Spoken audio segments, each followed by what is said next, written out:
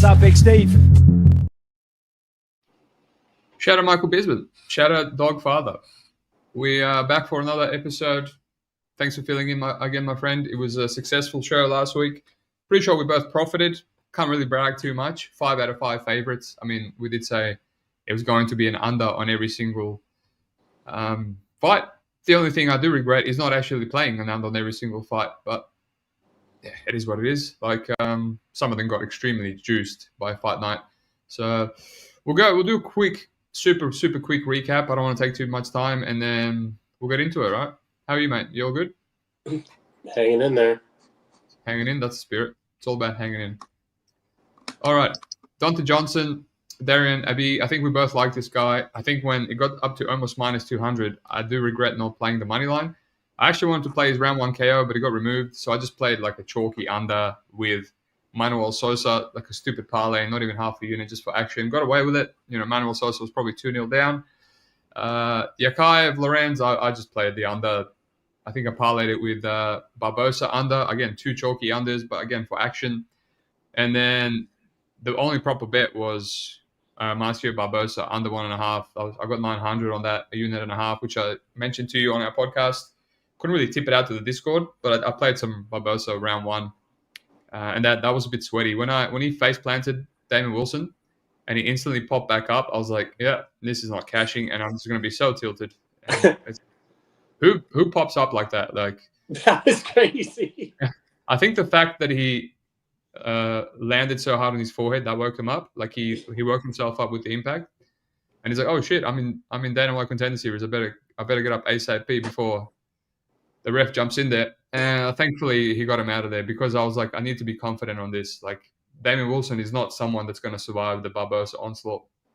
And then I really could have played the under 1.5 in the Gendra. Me and you when we were talking, he went up to almost pick him, but someone steamed it again. So I donated like $70 on the sub, which was never close. So yeah, like $700 and something, a little bit over a unit. Nothing amazing, but it's like we're getting close to 2 units on the season, much better than this time last year. So I'm not going to complain. How about you, my friend? How'd you go?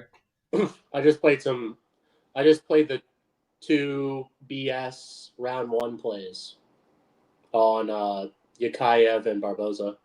They're just like the same game parlays on Bet Online, and I just jammed them for as many different iterations as I can to be like under 4.5 minutes. So I got away with both of those.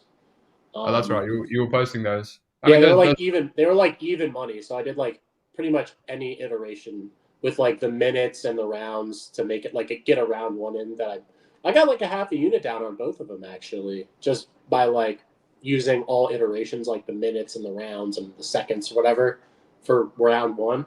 And they came out to like minus 105, 110. So yeah, that was literally all I had last week, because I didn't feel like betting the unders because I felt like they were really one-sided.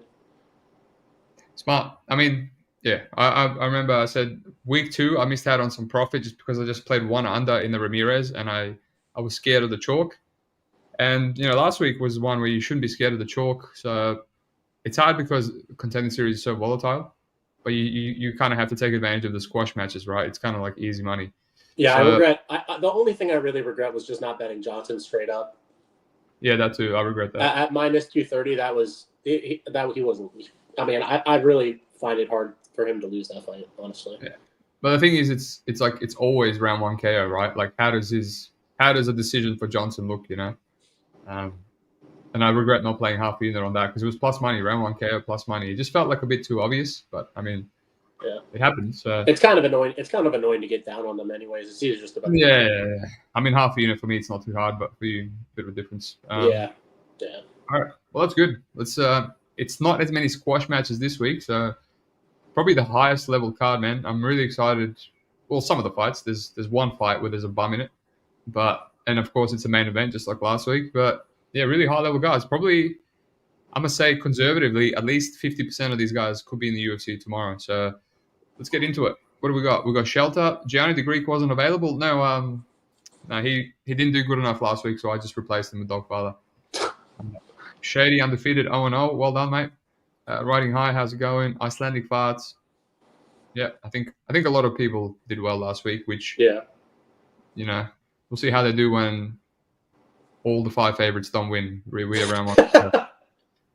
All right, first fight: Tommy McMillan, David Mengoyan. So, well, one of these guys is really high level, David, and the other guy, Tommy. I watched every single one of his fights. You know, I have a Triller account, and I watched, but I mean, they're all squash matches. So his extended fights are on amateurs on YouTube, and generally, as I mentioned many times on Dynamite Contender Series, when you see these guys that just fight squash matches, you get the most footage and the most answers in amateurs because that's when they actually fight someone a bit better. But really, yeah, he still didn't go into round 3, but he showed me that he can wrestle, which he wasn't really wrestling in his pros. People were just trying to take him down, and he would get a guillotine. He's got a really good guillotine. Okay, striking. And, apparently he's got the hype. Everyone's going to say this is O'Malley's boy, and I'm just a little bit reserved about that. I'm like, is he a bum? And then I wanted to fade him with Maguire when this was like pick him. And obviously it didn't take long for Maguire to go down to minus 200. Now I'm not really interested. Now I'm thinking, am I just forcing an assumption here that McMillan is a bum just because he kind of looks like a bum? And if he's so good, why hasn't he fought anyone remotely decent in his 8-0 record? Is that just his coaches protecting him because they know that he's not as good as they say he is? He's pretty close to 30, right? Like he's getting up there, 26, 27. I don't even know. Let me have a look. 27, right? Or 28. Yeah, so he's kind of wasting his career. Like, what are you doing, man? Like, fight someone good. At least David Maguire's already fought the Jesus, and AJ Robb, like an LFA mainstay, and he's 21, man. And I thought he was a sniffer, but he's got some power on him. He's got really good ground and pound, so he's not boring at all. Like, this guy will take you down, and he will actually look for the finish. So, but the reason I kind of hesitated on him slight favorite before the line got destroyed is that the Jesus fight was like, okay, he lost position a lot of the times, got the takedowns. He just did enough to make sure it was a 30-27. It's like, how's he going to do against Tommy McMillan, who, if he is as good as they say he is, he does look a bit aggressive, he's got a bit of swagger about him.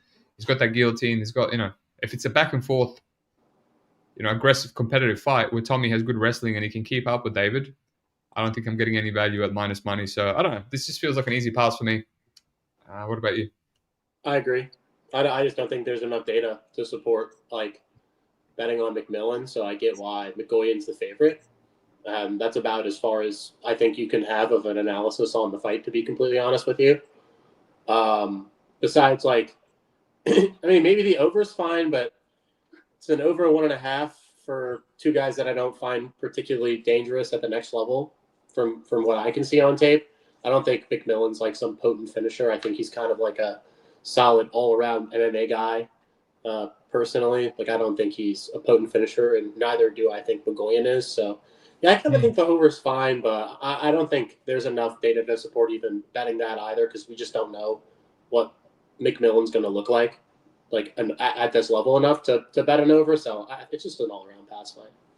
Yeah, I agree. I thought I would like the over because, if they're both as good as they say, it should be a competitive fight. I don't see McMillan guillotining like this guy. Like, you know what I mean? Like, he's only guillotining. And actually, so many of those bumps almost made it to round 2, which to me is like, that's really bad finishing instinct. Like, he's carrying these guys for 4 minutes, man. And some of them are like proper cab drivers.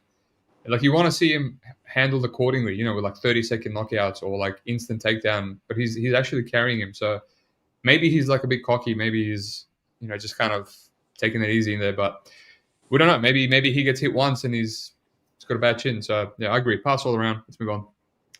Deez says Magoyan got around 3 KO against Kamzaev in Amis like 4-6 years ago. Who's Kamzaev? The Ansar Kamzaev guy. They were both like 16, though, probably. 15, 16, who cares?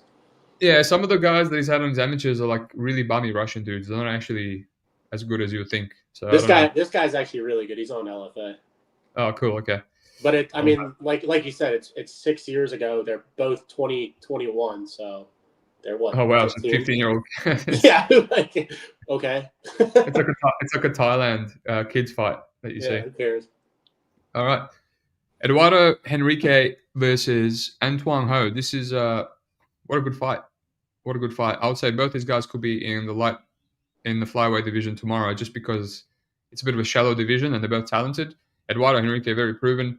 Ho, a little bit green. I faded him against Kavanagh, but I waited for the line to improve quite a bit. Just because I thought he was a bit hittable and his striking wasn't up to par with Kavanagh. I didn't expect him to get deaded with one punch, but I'll take it. Here, personally, I lean towards Henrique. Just again, more educated striker. Obviously, his issues being taken down. You see him against Bittencourt, who I also think Bittencourt is also UFC level. He's won 3 fights after that, after getting knocked out by Rocha on Contender Series. He's like 17-2 now. Really physical for flyweight. So not a bad loss, and lost to whatever Clayton Rodriguez like 6 years ago. He was 23, whatever. But yeah, I just think he's very well put together. Although I don't like how he gets taken down and how he just gets submitted so quickly. Morales running through him was a bit of a red flag. That's not on his record, but it's on Ultimate Fighter, so definitely a real fight. Morales now in the UFC, so make of that what you will. And Huang To, I don't know, man. Like, he hasn't been challenged ever. His best win is Sasong or Samsung, whatever his thing is. And that guy's like 8-2, but he's a little bit unproven. He took him down with ease many times, and it was just like a scramble heavy fight. I don't know. This one's really hard for me to get a read. I personally feel like I was going to play Henrique minus money, slight minus money. I don't care that he's coming back after 1 week off, because we've seen that it's like a good edge. People want to fade that double weight cut, but whatever, he's in shape. He's didn't take any damage in his LFA fight, so he's probably ready to go. But I don't know, man. I just feel like if Ho fights smart, he can keep it competitive. But I don't know. He still seems a little bit green to me, and they gave him a bum and he knocked him out. So he's just like, I haven't seen any new layers to his game.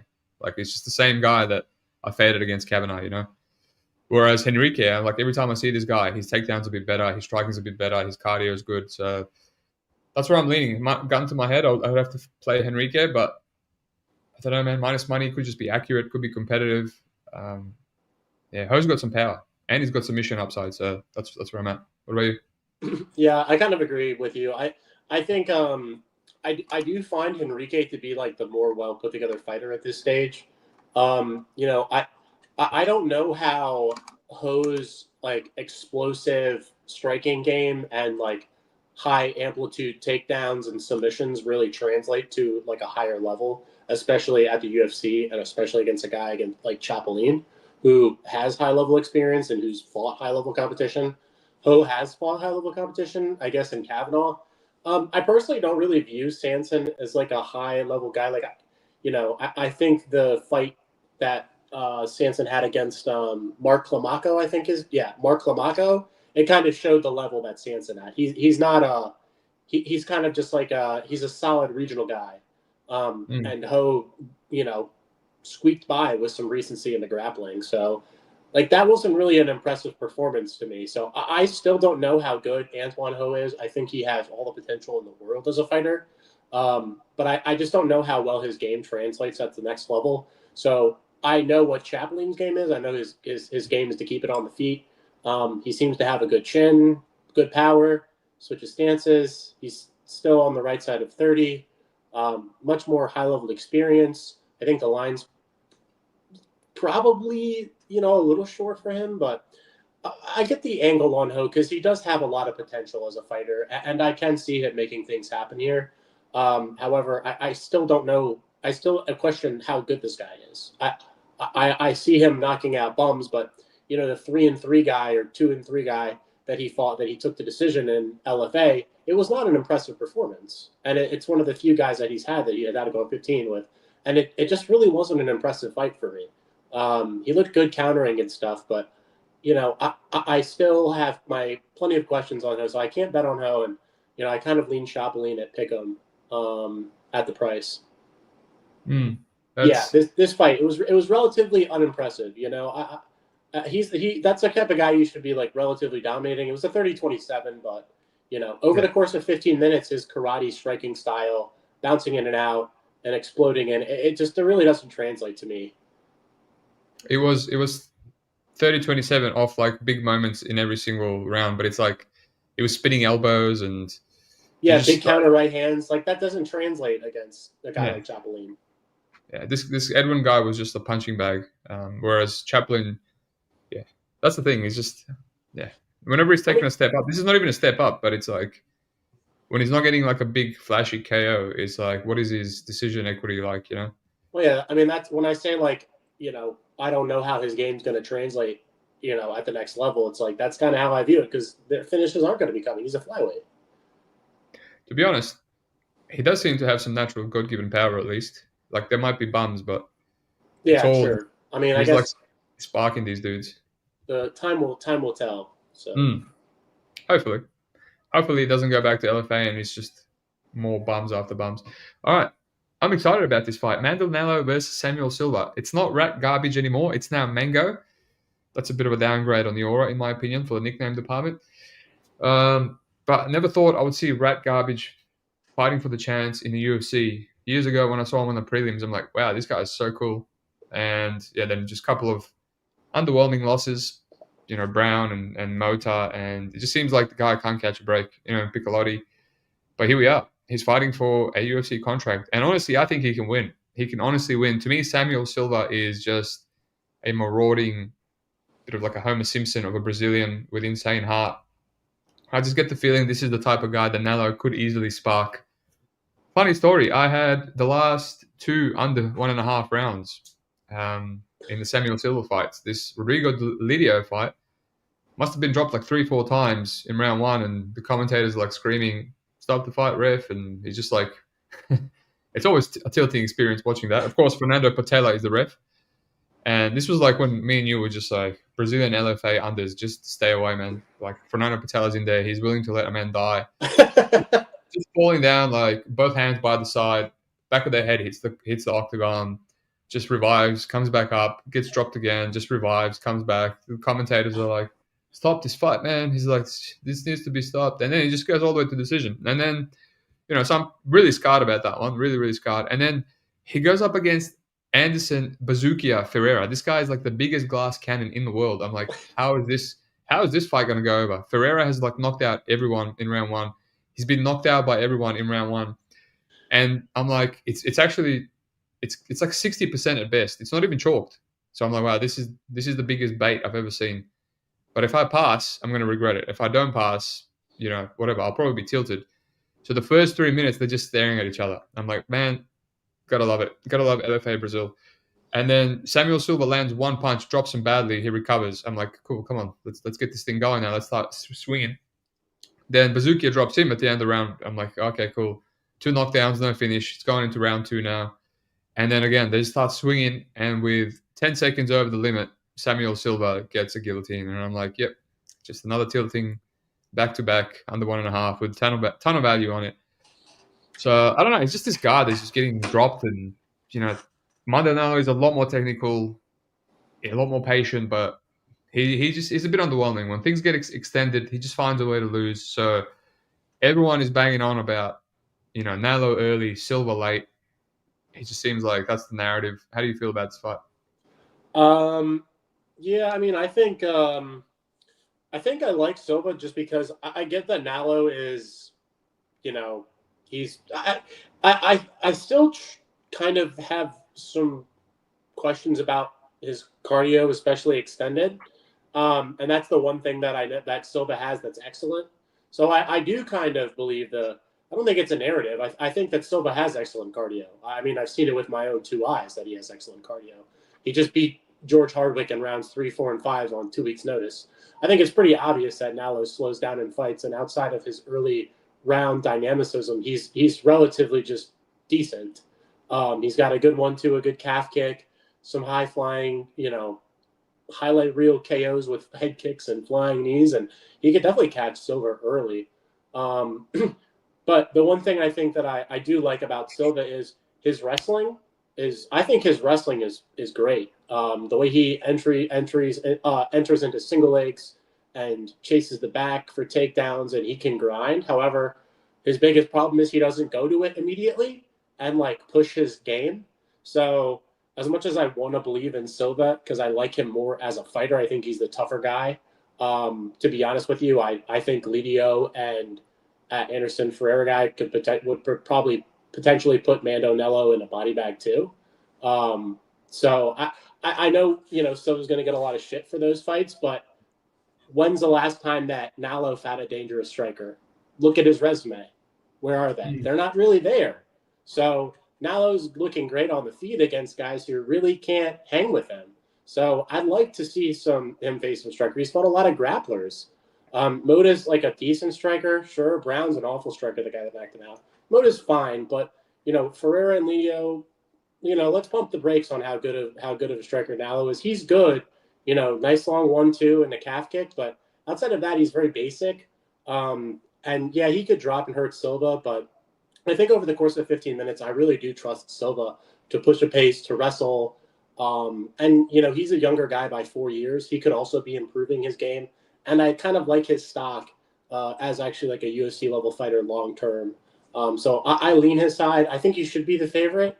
But it is a very volatile fight. So I'm going to probably end up choosing to pass. I also kind of lean the overs because I want Silva to wrestle in my mind, but I don't know if he will. I wish he would and push the pace on Nalo, because if he does, I think Nalo loses a lot of steam over the course of 15 minutes when you do try to grapple him. I think the Piccolotti fight, that's pretty clear. If you push wrestling on Nalo early, he kind of, loses some of that dynamicism. So Nice. Good stuff. Yeah, the under is pick'em, and honestly, see what the under 2.5 is, right? Because that, as you said, both can die. I think the doesn't go would be good, but it's probably like, you probably can't bet it. If I got like an under 2.5, that'd be great. Or ends round 1 and 2. Yeah, maybe. Yeah. Yeah, this feels like the one fight that I want to bet the most. Yeah, but I need to do more tape. Like I think if I saw Nalo like plus 170 earlier in the week, I potentially would have clicked that. And if I get Silva at pick'em, I might click that. And all different iterations of the under and whatnot, and round props, and probably be a good live bet. And plus 150, I would have probably taken Nalo just because I think he's the better fighter early. I think that's been proven. As you said, Silva needed 3, 4, and 5 to beat Hardwick. So yeah, he's just an exister. But we'll see. Good fight. Yeah, Alrighty. I like Nalo like for the first. My problem with him, I like him, but I don't know. He doesn't really offensively grapple. Yeah, he finds a way to lose. That's the issue. People saying he slips on banana peels in all his losses, and it's like if you push him. If that stuff happens 2-3 times, that's just ingrained. It's like an Alexander Hernandez kind of thing, right? So you got to take that into the capping process as well. He's basically not trustworthy, right? Yeah. All right. Speaking of not trustworthy, Theo Hag versus Cezary Oleziejczyk. So you have a bet here, so I'll let you break this one down. Yeah, I bet Hag at plus 250. I'm getting reversed because Bum. Yeah. No motion. Absolutely no motion.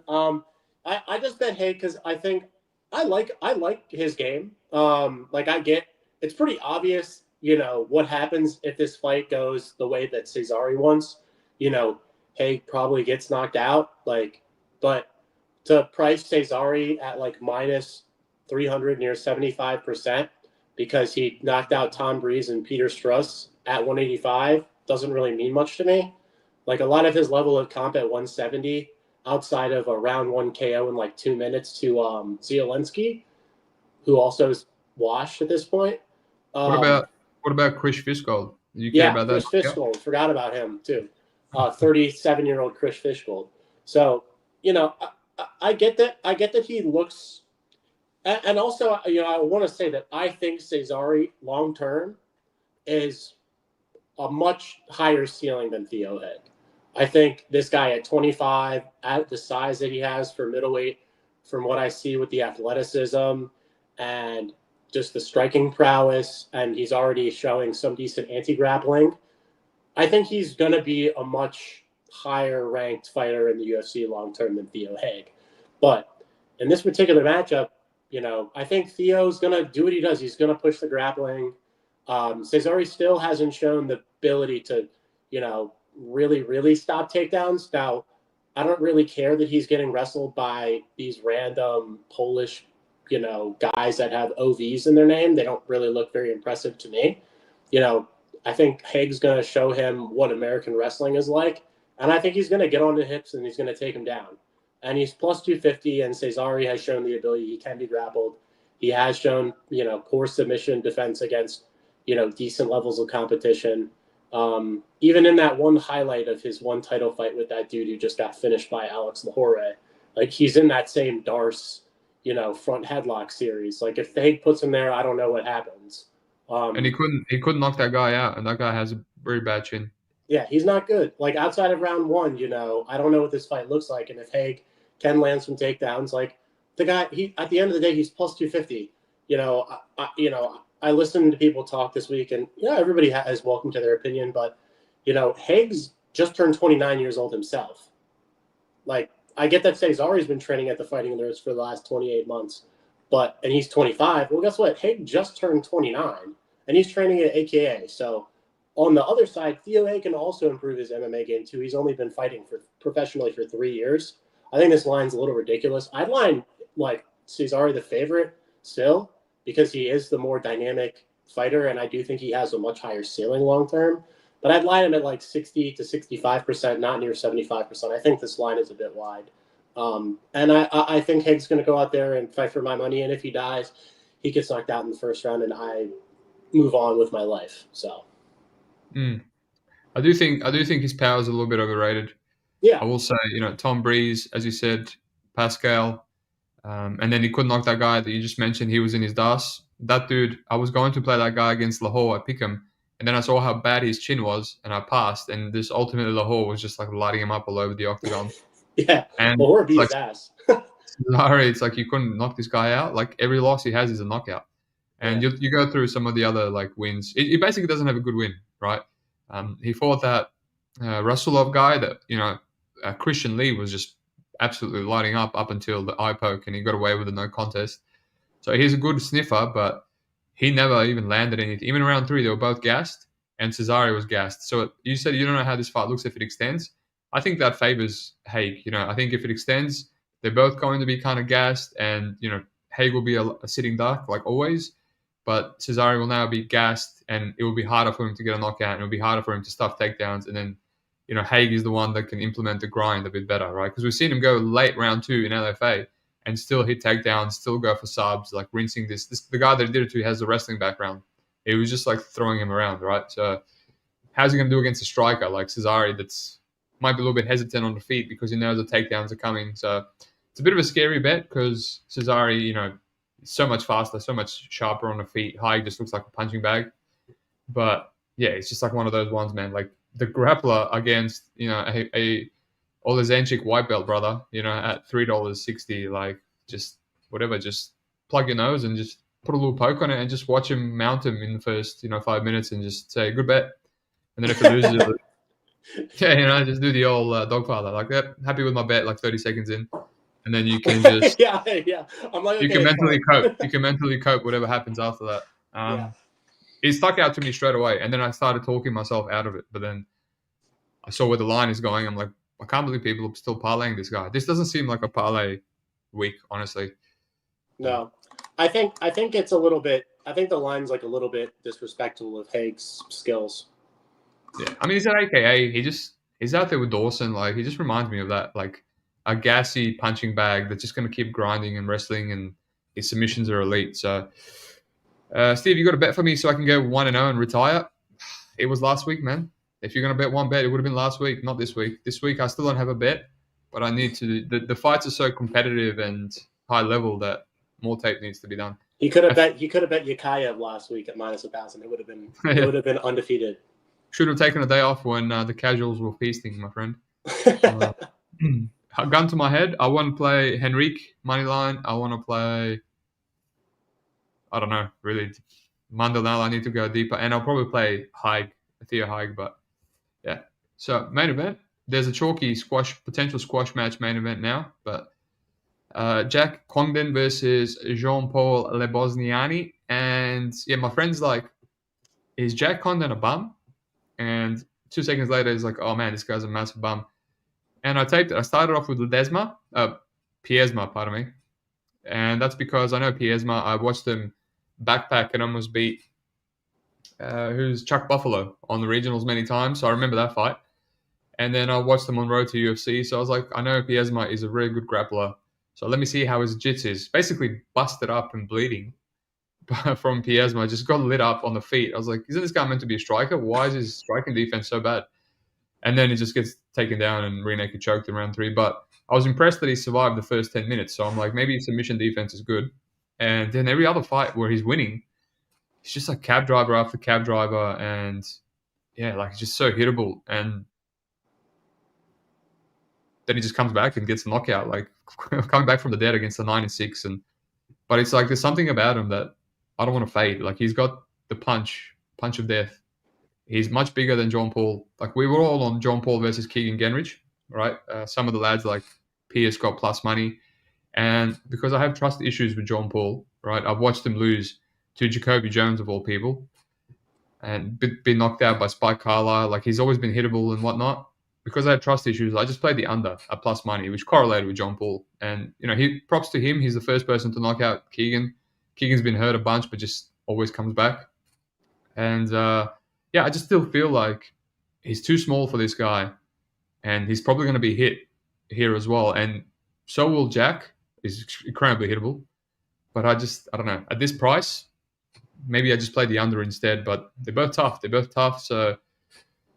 yeah, I thought it was going to be hammer spot on Lebosniani. Maybe I'm overthinking it, but to me, the kid, he still feels like a kid that's a little bit green, and now he's fighting extremely patient. But it doesn't necessarily mean he's solved the issues that he has, which means he's hittable himself. He's not really a welterweight. So yeah, that's where I'm at. Like this guy has a puncher's chance, Jack. He has a puncher's chance. Maybe if this gets into round 2 or 3, we see some meme shit again where Jack just like throws a big overhand right and just knocks him out. I don't know. That'd be great. I would love it. But what do you think? I think you're overthinking it. Yeah, probably. It's Dana White Contender Series, dude. This is like the volatility. This reminds me of Ribeiro versus Lopez, where I lost my ass. Instead of playing the under, I played Lopez because I was like, oh, if this goes over, I'm not going to be losing my profits from Lopez, and then he just gets knocked out in round 1. I was like, cool. Yeah, well, I'd put that. I mean, I guess that has some potential, but we didn't really know how bad Lopez's chin was until he got knocked out with a jab from Justin Jacoby. So I think that was more so a Lopez problem than a you problem. But I think that chin has gotten progressively worse. I don't think it was that bad like 3 fights ago, honestly. No, I think JPL will be fine. I think he probably takes him down or just outstrikes him on the feet. Because, I mean, this guy is really hittable. And, like, if Piersma is able to stick and move on this guy and light him up, I kind of feel like JPL can do the same thing. This dude reminds me of Victor Queeks, honestly. That's what this guy is. He's like Victor Cheeks? Yeah. He reminds me of that Victor Queek, whatever his name is. Victor. That's literally what he reminds me of. So that's like worst case scenario. I think JPL can probably just stick and move on him, but I kind of feel like he's just going to take him down and sub him. I think the line is probably going to get to like minus 600-700 by the end of the day tomorrow. Yeah, I might just play the under 1.5. $1.66, honestly. Yeah, but yeah, I don't know. It just depends on how JPL fights. Exactly. Yeah, and old mate Jack is tough. Like he made it to round 3 against, but again hasn't fought. He's getting hurt by these other bums, man. That Davis fight was the one that just completely turned me off. Well, it actually turned me on because that comeback was great. Just blood all down his face. He's just getting hit by like every punch. He's just showing up. Dude, it was just like it just felt like something said in his brain, something clicked, and he said, "I need to win this fight," and he just threw one haymaker and just killed him. I was like, bro, that was exhilarating. This guy just locked in out of nowhere and just killed him. I don't know. I don't know. He's a bum. He's clearly a bum, but he's got something about him. I don't know. Shady. Catch you later for the UFC. Need you locked in. I actually think it's a really good UFC card. There'll be some plays, but I ended up being very busy. All right. Do you have your favorite bet to give to the people? I mean, I know you probably have Theo Hag. That's the only bet I have right now. So. Yeah. I got nothing, man. But I bet. I mean, I think Haig's warranted of like a small bet at like plus 250 or better. So he just improved as we're talking to plus 272. Beautiful. They're making me. I mean, I might just have to do it, man. Like, I will have to check the weigh-ins, see how much, if he's much smaller. He's not. Okay. He looks that's more. it. He looks a bit more. He has a bit more muscle fullness too. Well, the Eduardo Henrique has improved a lot too. $1.72. I might have to plug that. He seems like a small favorite, like a Nolan or Talbot last year. Just like that's the one. All right. Well, I got nothing, so I don't want to give the people just bullshit. But I lean Theo Hag. I leave Chapolin. I don't really want to. I got nothing in the first fight, so Mandel Nalo. There's got to be some unders, man. Some unders there for sure. Someone's getting finished, and yeah, maybe just the under in the John Paul, but yeah, they're both tough. So, all right, my friend, thank you for stepping in once again. It was fun. If someone's got to win, let's hope it's Theo Hag. That'd be fun. And, that'll be great. That'll be great. And yeah, I'm excited for UFC Paris. And if he gets knocked out, I hope it's in spectacular fashion at least. Yeah, I hope it's in round 3 with a minute to go. No. After he's up 2-0, just rinsing him. No, it's just accumulation of that striking defense finally catches up to him. Oh, God. No, that would make it worse. I'd much rather he just gets one punched. True. But at least you'll get a live bet opportunity. Yeah. All right. That's it. True. Like and subscribe and peace out. See you, boss.